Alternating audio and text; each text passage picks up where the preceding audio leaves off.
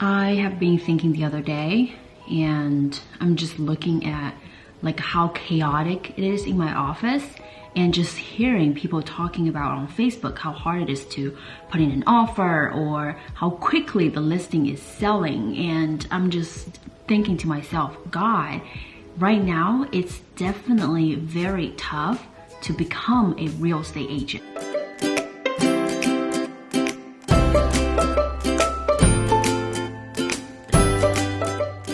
Guys, welcome back to my channel. My name is Luna. I am a licensed real estate agent here in Philadelphia.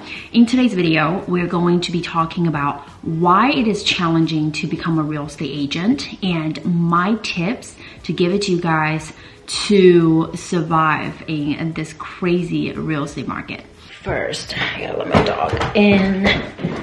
I came up with this video topic the other day. My audience who watch my YouTube videos, like if you look at what is going on, we are facing a extremely low inventory on the market. Everybody is trying to get in a house due to low inventory and just this fear of missing out. Like I'm telling you guys, a fear of missing out is for real. A lot of time, if a buyer saw another buyer standing outside, and they're most likely to put in an offer.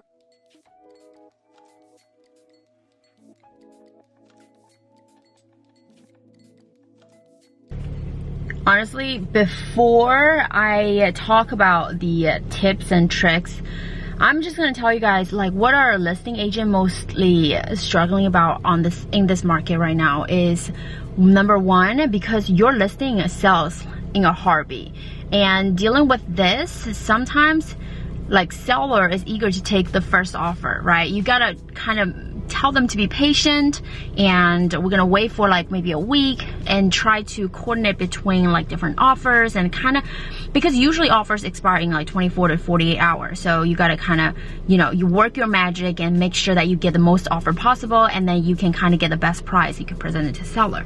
And then when doing that, you piss a lot of buyer agent off too, because you can't just tell the buyer agent like this agent is this offer, and then like you can't really tell them, so you cannot really disclose.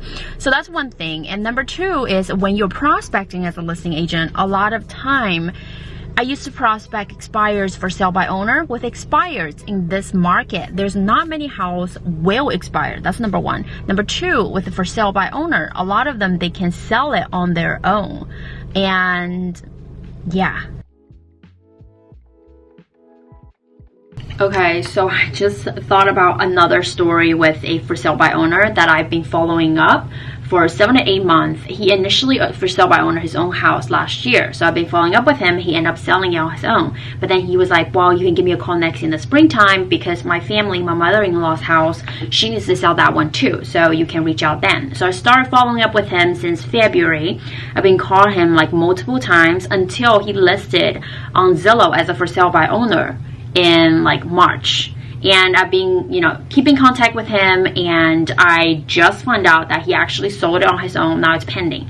So he listed about $269, and then he got an offer for $275 with FHA, but they also need seller assist. But overall, he thinks it's a good deal. So I'm telling you guys right now, the market is crazy. There's so many buyers, and for sale by owner tend to be a little bit more challenging, but there's no reason for you not to do it, just for practice, and different market react differently too. So I think it's a good way to still call them.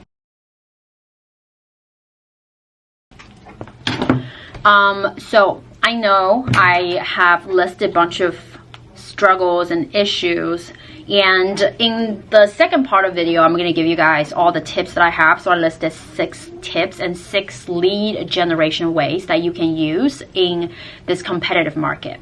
Number 1 is to call absentee owners.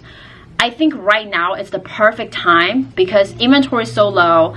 when is the best time to sell? Of course, it's right now, right? You buy low and sell high. So if you can go to your local MLS and just click on the public record and choose on the absentee owners, you will be able to pull out a huge list and then put it in Mojo, import it, use Skip Tracer to find all the phone numbers for these absentee owners and just call them and be like, hey, I'm a local agent and I'm just calling to see if you might be thinking about selling your investment properties.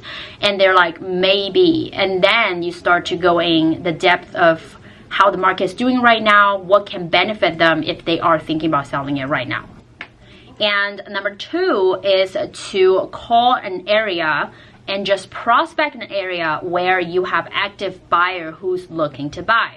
So let's say you are a new agent, you're working with a ton of buyer.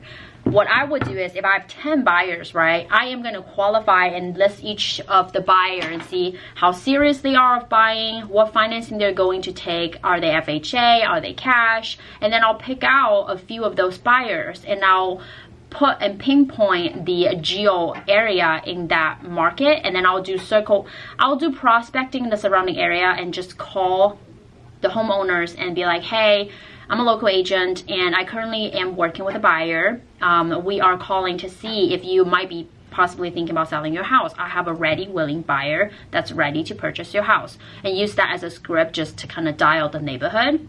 And number 3, I will do is to drive around the neighborhood and look for rent sign. If there are any like older sellers who's usually, when they look for renters, they will put up a sign right outside of their property. And these sellers typically are not very good with technology. They don't really find renters online. That's why they just put like a for rent sign. And these are actually the low-hanging fruit, and try to give them a call, see if they are ready and willing to put this house on the market to sell it, rather than, you know, continue managing it and looking for a renter. And the next one is to do open house. I know in this video I've told you guys that personally I'm not a big fan of doing open house, but this is a completely different open house strategy. What I recommend you guys to do is to hold a mega open house when there is an agent in your office, they got a brand new listing, they're too busy to do the first open house. Try to get that opportunity to do so. And the day before the open house, what you need to do, or several hours before the open house, make up a flyer and go around the neighborhood to door knock and see if anybody in that area, in that neighborhood, might be thinking about selling their house in the next couple months. A lot of time, nosy neighbor will ask you how much that house is going for, and they will ask you about how well is the market doing, what's the interest rate. So use that as a approach and use that as a lead generation way to get some possible seller leads. And number 5 is Airbnb owners.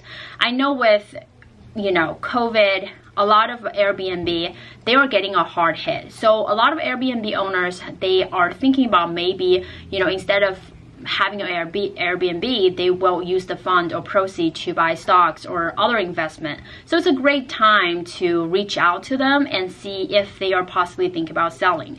And I'm sure if you just type in Airbnb in your area, there are a bunch of hosts and numbers and contact information will come up, and they just try to like list a bunch of them and go through them and give them a call, see if they're thinking about selling. And the last one that what I'm currently doing is just sold cards. If you are brand new, you don't have any house that you just listed, just sold, what I would do is maybe ask an agent in your area, in your office, see if they can let you use their just sold stats and put it in a just sold card. So you can put your information, their information on it, and then just send that to a geographic area.